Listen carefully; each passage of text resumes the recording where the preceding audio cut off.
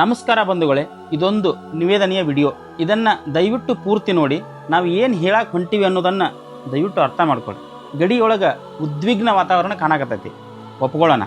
ಈಗ ಯಾರ್ಯಾರು ಏನು ಮಾಡಬೇಕು ಏನು ಮಾಡಬಾರ್ದು ಅನ್ನೋದನ್ನು ಮೊದಲು ನಾವೆಲ್ಲರೂ ಅಂದ್ರೆ ಭಾರತೀಯ ನಾಗರಿಕರು ತಿಳ್ಕೊಬೇಕು. ಒಂದಿಷ್ಟು ಖಾರವಾಗಿದ್ದರೂ ನಾವು ಈ ಸಂಗತಿಗಳನ್ನು ಒಪ್ಕೋಬೇಕು ಮತ್ತು ದೇಶದ ಹಿತದೃಷ್ಟಿಯಿಂದ ಮಾಡಲೇಬೇಕು. ಅವುಗಳು ಏನು ಎತ್ತ ಅಂತ ನೋಡೋದಾದ್ರೆ ಮೊದಲ ಈ ನಮ್ಮ ಘನತೆವೆತ್ತ ಸುದ್ದಿ ಮಾಧ್ಯಮದವರ ಸೋ ಕಾಲ್ಡ್ ಬ್ರೇಕಿಂಗ್ ನ್ಯೂಸ್ ನೋಡ್ರಿ ಇವೆಲ್ಲ ಏನ್ರಿ ಇವು? ಇವರಿಗೆಲ್ಲ ಯಾರು ಬಂದು ಹೇಳ್ತಾರೋ, ಇವ್ರ ಸೋರ್ಸ್ ಯಾವುದೋ ಆ ದೇವ್ರಿಗೂ ಗೊತ್ತಿಲ್ಲ ಅನ್ಕೋತೀನಿ. ಬರೇ TRPಗೋಸ್ಕರ ಈ ರೀತಿ ಇಲ್ಲ ಸಲ್ಲದ ಸುದ್ದಿಯನ್ನು ಬಿತ್ತರಿಸಕತ್ತಾರ. ಕಳೆದ ಒಂದೆರಡು ದಿನದಿಂದ ತೀರಾ ಅತಿರೇಕಕ್ಕೆ ಹೋಗ್ಬಿಟ್ಟೈತಿ ಇದು. ಇನ್ನೂ ಒಂದಿಷ್ಟು ಜನ ಹೆಂಗೆ ಮಾತಾಡ್ತಾರ ಅಂದ್ರೆ, ದಿನ ಬೆಳಗಾದ್ರೆ ಆ ವೈರಿ ರಾಷ್ಟ್ರದ ಆರ್ಮಿ ಚೀಫ್ ಮತ್ತು ಈ ದೇಶದ ರಕ್ಷಣಾ ಪಡೆಗಳ ಮುಖ್ಯಸ್ಥರು ಇವ್ರ ಜೊತೆಗೆ ಚಹಾ ಕಾಫಿ ಕುಡ್ತಾ ವಿಷಯ ಹೇಳಿ ಪಕ್ಕರಣೋ ರೀತಿಗೆ ಮಾತಾಡ್ತಾರೆ. ಎಲ್ಲವೂ ಸತ್ಯಕ್ಕೆ ಭಾಳ ದೂರ ಅದಾವು. ಮತ್ತು ಒಂದಿಷ್ಟು ಜನ ಪ್ಯಾನಲ್ನಾಗ ರಾಜಕೀಯ ಎಕ್ಸ್ಪರ್ಟ್ಗಳನ್ನು ಕರೆಸಿ ಆ ಪಾರ್ಟಿ ಈ ಪಾರ್ಟಿ ಅಂತ ಕ್ವಶನ್ ಕೇಳಿ ಕಿತ್ತಾಡಕತ್ತಾರೆ. ಇದು ಆ ಸಮಯ ಅಲ್ಲ. ಅಂಥವುಗಳನ್ನು ದಯವಿಟ್ಟು ನಿಲ್ಲಿಸ್ರಿ. ವಿಡಿಯೋ ಗೇಮ್ಸ್ ಗ್ಲಿಡ್ಸ್ಗಳನ್ನು ಬಳಸಿ ಅದಕ್ಕೊಂದು ಕ್ಯಾಪ್ಷನ್ ಹಾಕಿ ಶೇರ್ ಮಾಡಕ್ಕೆ ನಿಂತ್ಬಿಡ್ತಾರೆ. ನಮ್ಮ ಅಮಾಯಕ ಜನ ಒಂದು 2 GB ಡಾಟಾ ಇರೋದ್ರಿಂದ ಇವುಗಳನ್ನು ನೋಡ್ತಾರೆ ಮತ್ತು ಶೇರ್ ಮಾಡ್ತಾರೆ. ಅದಕ್ಕಿಂತ ಅರ್ಥವಿಲ್ಲದ ನ್ಯೂಸ್ ನೋಡೋ ಬದಲಿ ನಿಮಗೆ ಸುದ್ದಿ ಬೇಕಾಗಿತ್ತಂದ್ರೆ ದಯವಿಟ್ಟು DD ನ್ಯೂಸ್ ನೋಡಿರಿ. ಅದ್ರಾಗ ಅಥೆಂಟಿಕೇಟ್ ಆದ ನ್ಯೂಸ್ ಮಾತ್ರ ಇರ್ತೈತಿ. ಇವ್ರಿಗೆಲ್ಲ ಒಂದು ಪ್ರಾಮಾಣಿಕ ಪ್ರಶ್ನೆ ಏನಪ್ಪ ಅಂತಂದ್ರೆ, ಅಂಥದ್ದೊಂದು ಸೈನಿಕರೇ ಹೋಗಕ್ಕೆ ಕಷ್ಟಪಡುವಂಥ ಜಾಗದೊಳಗೆ ಇವರು ಹೋಗಿ ಹೆಂಗೆ ವಿಡಿಯೋ ಮಾಡ್ಕೊಂಡು ಬರ್ತಾರಂತ. ಅಂದ್ರೆ ಆ ವಿಡಿಯೋದ ಮೂಲ ಯಾವುದು, ಆ ಸೋರ್ಸ್ ಯಾವುದು, ಆ ಸೋರ್ಸ್ ಕಂಡು ಹಿಡಿಯೋಕೆ ನಮ್ಮ ಎಲ್ಲ ಏಜೆನ್ಸಿಗಳು ಕಷ್ಟಪಡ್ತಿರ್ಬೇಕಾದ್ರೆ ಇವ್ರು ಎಲ್ಲಿಂದ ತರ್ತಾರೋ ಗೊತ್ತಿಲ್ಲ. ಇವ್ರನ್ನ ತೊಗೊಂಡೋಗಿ ಎನ್ಕ್ವೈರಿ ಮಾಡಿಬಿಟ್ರೆ ನಮ್ಗೆ ವೈರಿ ರಾಷ್ಟ್ರ ಶರಣಾಗತಿ ಆಗುತ್ತೇನೋ ಅನ್ಕೊತೀನಿ ನಾನು. ಆ ರೀತಿ ಇದು ಪಾಸಿಬಲ್ ಇಲ್ಲರಿ, ಹೈಲಿ ಇಂಪಾಸಿಬಲ್. ಇದು ಸುಮ್ಮನೆ ಹೆಂಗೆ ಹೇಳ್ತಾರೆ ಅವರು. ಇದರಿಂದ ಏನು ಇಂಪ್ಯಾಕ್ಟ್ ಆಗುತ್ತೆ ಅಂತ ಹೇಳ್ತೀನಿ. ಈಗ ಈ ಸೈನಿಕರ ಫ್ಯಾಮಿಲಿಗಳು ಇರ್ತಾವಲ್ಲ, ಅವರು ಪೆನಿಕ್ ಹಾಕ್ತಾರೆ. ಅವ್ರಿಗೇನೋ ಒಂಥರ ಟೆನ್ಷನ್ ಕೊಡ್ತೀರಿ ನೀವು. ನಮ್ಮ ಭಾರತೀಯ ರಕ್ಷಣಾ ಪಡೆಗಳು ಎಷ್ಟು ಸಶಕ್ತವಾಗ್ಯಾವಂದ್ರೆ ದಿನ ಅವರು ಅದೇನೋ ಹಾಕಿ ಹೇಳ್ತಿರಲ್ಲ ನೀವು, ಗನ್ ಲೋಡ್ ಮಾಡೋದು, ಅದು ಬುಲೆಟ್ ಪ್ರೂಫ್ ಜಾಕೆಟ್ ಹಾಕೋದು, ಅವ್ರಿಗೆ ಡೇ ಟು ಡೇ ರೂಟೀನ್. ಅದು ಬೆಂಕಿ ಹತ್ತಿದಾಗ ಅವರು ಇದನ್ನು ತೋಡುವಂಥ ಬಾವಿ ತೋಡುವಂಥ ವಾತಾವರಣ ನಮ್ಮ ರಕ್ಷಣಾ ಪಡೆಗಳಿಲ್ಲ. ಎಲ್ಲದಕ್ಕೂ ತಯಾರೈತಿ. ಇವರಿಗೆ ಹೊಂದುವಂಥದ್ದೊಂದು ಭಗವದ್ಗೀತೆಯ ಒಂದು ಶ್ಲೋಕ ಐತಿ. ಏನಂದರೆ, ಅನ್ಯೇಚ ಬಹವಂ ಶೂರ ಮದರ್ತೆ ತ್ಯಕ್ತ ಜೀವಿತಃ ನಾನಾ ಶಸ್ತ್ರ ಪಹರನಃ ಸರ್ವೇ ಯುದ್ಧ ವಿಶಾರದ. ಅಂದರೆ ಎಲ್ಲದಕ್ಕೂ ಅಸ್ತ್ರಶಸ್ತ್ರ ಹಿಡ್ಕೊಂಡು ರೆಡಿ ಆದ್ರೆ ನಮ್ಮ ಸೈನಿಕರು. ಹೆದರಾಕ್ ಹೋಗ್ಬಿಡ್ರಿ ದೇಶದ ಜನರು.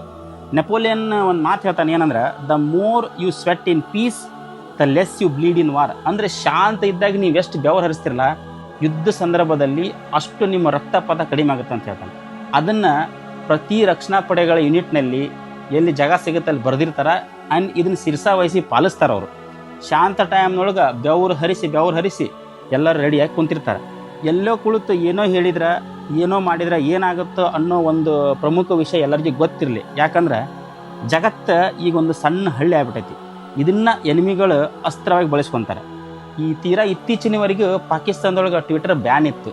ಈ ಸಂಗತಿ ನಡೆದ ತಕ್ಷಣ ಅಲ್ಲಿ ಟ್ವಿಟರ್ಗಳನ್ನು ಒಂದಿಷ್ಟು ಲಿಬ್ರಲ್ ಮಾಡ್ಯಾರ. ಅದರಲ್ಲಿ ಆ ಬೇರೆ ಕೋಮಿನ ಜನರ ಒಂದು ಫೇಕ್ ಐಡಿಗಳದಾವು. ಅವರು ತಮಗೆ ಹೆಂಗೆ ಬೇಕೋ ಆ ರೀತಿ ವಿಡಿಯೋಗಳನ್ನು ಹರಿಬಿಡ್ತಾರೆ. ಅದನ್ನು ನಮ್ಮ ದೇಶದ ಅಮಾಯಕ ಜನರು ಏನು ಹಿಂದೆ ಮುಂದೆ ನೋಡ್ಲಾರ್ದಂಗೆ ಶೇರ್ ಮಾಡಕ್ಕೆ ನಿಂತಾರೆ. ಇದನ್ನು ತೊಗೊಂಡೋಗಿ ವಿಶ್ವಸಂಸ್ಥೆಯೊಳಗೆ ತೋರಿಸ್ತಾರೆ, ಅಥವಾ ಜನರ ಮುಂದೆ ಇರ್ತಾರೆ, ತಮ್ಮ ಬೇಕಾದಂಥ ರಾಷ್ಟ್ರಗಳ ಮುಂದೆ ಇರ್ತಾರೆ. ನೋಡಿ ಹಿಂಗೆ ನಡೆಯಕತ್ತೈತಿ ಹಿಂದೂಸ್ತಾನದಾಗ ಅಂದ್ಕೊಂಡು. ಇದು ಒಂದು ತೀರಾ ಭಯ ಹುಟ್ಟಿಸುವಂಥ ವಾತಾವರಣ ಇದು. ನಮ್ಮ ರಾಜ್ಯದ ಒಬ್ಬ ಮುಖ್ಯಮಂತ್ರಿಗಳು ಏನೋ ಹೇಳಿದ ಒಂದು ಶಬ್ದವನ್ನು ತೊಗೊಂಡು ಪಾಕಿಸ್ತಾನ ಮೀಡಿಯಾಗಳು ಗಂಟೆಗಟ್ಟಲೆ ಡಿಸ್ಕಸ್ ಮಾಡಿದ್ರು ಅದ್ರ ಬಗ್ಗೆ. ಸೊ ಈ ರೀತಿ ಆಗೋದ್ರಿಂದ ಸೈನಿಕರ ಮೇಲೆ ನೇರ ಪರಿಣಾಮ ಬಿಡ್ತೈತಿ. ದಯವಿಟ್ಟು ಆ ರೀತಿ ಮಾಡಬೇಡ್ರಿ. ಸೋಷಿಯಲ್ ಮೀಡಿಯಾದೊಳಗೆ ರಿಲಿಜಿಯಸ್ ಸ್ಟೇಟಸ್ಗಳನ್ನು ದಯವಿಟ್ಟು ಹಾಕಬೇಡ್ರಿ. ಅದೇ ಹೇಳಿದಂಗೆ ಇದು ಆ ಸಂದರ್ಭ ಅಲ್ಲ. ಯಾವುದೋ ಹಳೆಯ ವಿಡಿಯೋ ಈಗ ವೈರಲ್ ಮಾಡಿ ಈಗಿಂದಂತ ಹೇಳಿ ಸಮಾಜದಾಗ ದ್ವೇಷ ಹುಟ್ಟುವ ಹಾಗೆ ಮಾಡೋಕ್ಕೆ ಹೋಗ್ಬೇಡ್ರಿ. ಆ ರೀತಿ ಇದ್ರೆ ನಿಮಗೆ ಯಾವುದಾದ್ರೂ ಸೋಷಿಯಲ್ ಮೀಡಿಯಾದಾಗ ಆ ರೀತಿ ಕಂಡ್ರೆ ಇಮಿಡಿಯೇಟ್ಲಿ ರಿಪೋರ್ಟ್ ಅಂತ ಮಾಡಿ. ಇದು ಫೇಕು, ಇದು ಹೇಟ್ರೇಜ್ ಹೆಚ್ಚು ಮಾಡುವಂಥ ಒಂದು ವಿಡಿಯೋ ಅಂಥೇಳಿ ನೀವೇ ರಿವರ್ಸ್ ಆಗಿ ನೀವೇ ಮಾಡಿದ್ರಂದ್ರೆ ಅದನ್ನು ಸೋಷಿಯಲ್ ಮೀಡಿಯಾ ಅಲ್ಗೋರಿದಮ್ ಇನ್ನೊಬ್ರಿಗೆ ಕಳ್ಸಂಗಿಲ್ಲ. ಅದನ್ನು ಅಲ್ಲಿಗೆ ಸ್ಟಾಪ್ ಮಾಡ್ತೈತಿ. ಇದು ನಾವು ಮಾಡಬೇಕಾಗಿರೋ ಒಂದು ಪ್ರಮುಖ ಕಾರ್ಯ. ಈಗ ದೇಶದ ಒಂದು ಕಣ ಈ ಜಾತಿ ಧರ್ಮ ಜನ ಅಲ್ಲ, ಒಂದು ಕಣ ಕಲ್ಲು ಮಣ್ಣು ಹವಾಗುಣ ಬೆಟ್ಟ ಗುಡ್ಡ ವಾತಾವರಣ ಕೂಡ ಒಬ್ಬ ರಕ್ಷಣಾ ಪಡೆಗೆ ನೈತಿಕ ಬೆಂಬಲ ನೀಡುವಂಥ ಒಂದು ಸಂದರ್ಭ ಇದು. ಇನ್ನು ಎಲ್ಲ ಸೋಲ್ಜರ್ಗಳು ರಜೆ ಕ್ಯಾನ್ಸಲ್ ಮಾಡ್ಯಾರ. ಅವ್ರು ಇಮಿಡಿಯೇಟ್ಲಿ ತಮ್ಮ ಡ್ಯೂಟಿ ಸ್ಟೇಷನಿಗೆ ಹೊಂಟಾರ.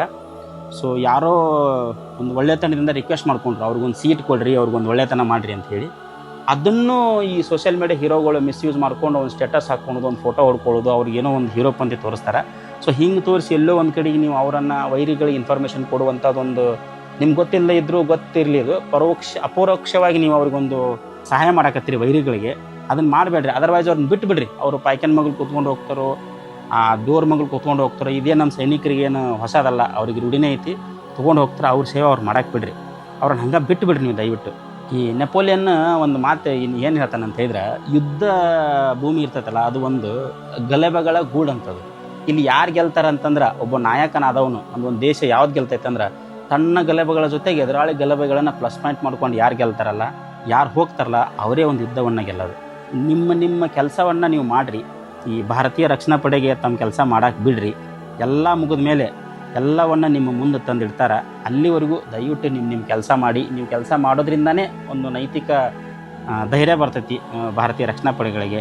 ಈ ನಡುವೆ ಪರಿಸ್ಥಿತಿ ಗಂಭೀರತೆಯನ್ನು ಅರಿತ 2 ಅಣುಬಾಂಬ್ ಹೊಂದಿರೋ ರಾಷ್ಟ್ರಗಳ ತಿಕ್ಕಾಟ ಈ 3ನೇ ವಿಶ್ವಯುದ್ಧಕ್ಕೆ ಎಡೆ ಮಾಡಿ ಕೊಡಬಾರ್ದನ್ನ ಉದ್ದೇಶಕ್ಕೆ ಅಮೇರಿಕದ ಅಧ್ಯಕ್ಷರು ಮಧ್ಯಸ್ಥಿಕೆ ವಹಿಸಿ 2 ದೇಶಕ್ಕೂ ಸೀಸ್ ಫೈರ್ ಮಾಡ್ರಿ ಅನ್ನುವಂಥ ಒಂದು ನಿವೇದನೆ ಇಟ್ಟಾರ.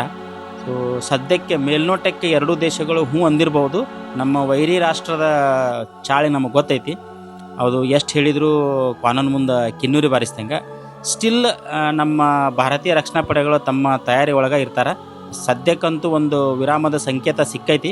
ಅದಕ್ಕೋಸ್ಕರ ನಾವು ಹೇಳಿರುವಂಥ ಎಲ್ಲ ಪಾಯಿಂಟ್ಸ್ಗಳನ್ನು ನಮ್ಮ ನಾಗರಿಕರು ಶಿರಸಾವಹಿಸಿ ಪಾಲಿಸ್ರಿ ಅಂತ ಒಂದು ಮತ್ತೊಮ್ಮೆ ಅನುರೋಧನೆ ನಿಮಗೆ.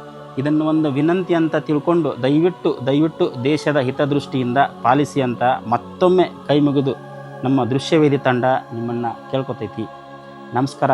ಜೈ ಹಿಂದ್, ಜೈ ಇಂಡಿಯನ್ ಆರ್ಮ್ ಫೋರ್ಸಸ್.